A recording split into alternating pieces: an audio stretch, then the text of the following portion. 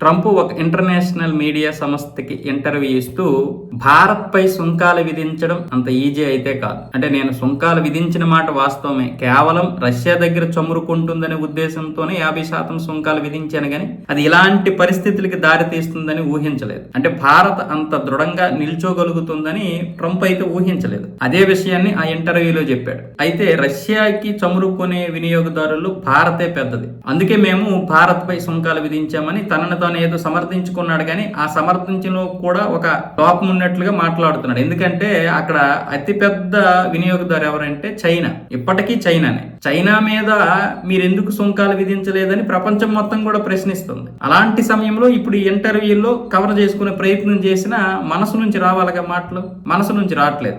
భారత్ మీద సుంకాలు విధించిన మాట వాస్తవమే, కేవలం రష్యా దగ్గర చమురుకుంటుందని విధించాను, కానీ విధించిన తర్వాత ఈ పరిణామాలని నేను ఊహించుకోలేదు. ఇలాంటి పరిణామాలు వస్తాయని నా దేశం నుంచి కూడా కొంత వ్యతిరేకత వచ్చింది, అయినా నేను పట్టించుకోలేదు, పట్టించుకోను కూడా. సుంకాలు అయితే విధిస్తాను, కానీ భారత్ మీద సుంకాలు విధించడం కూడా అంత ఈజీ అయితే కాదు.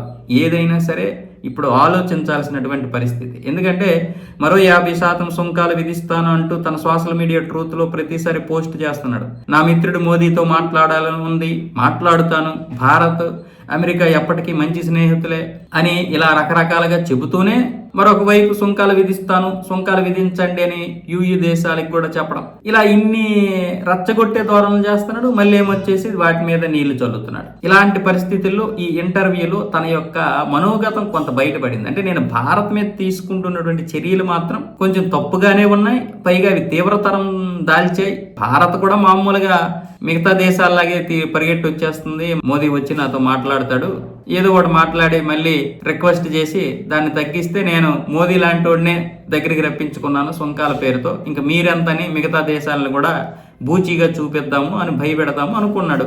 అది మొత్తం రివర్స్ అయిపోయింది. 50% కాకపోతే మరో 100% విధించుకున్నా సరే మేము భయపడే పరిస్థితులు లేము. నష్టమైతే ఉంది భారత్కి, అది నష్టమే, ఇబ్బందికరమైనటువంటి పరిస్థితే.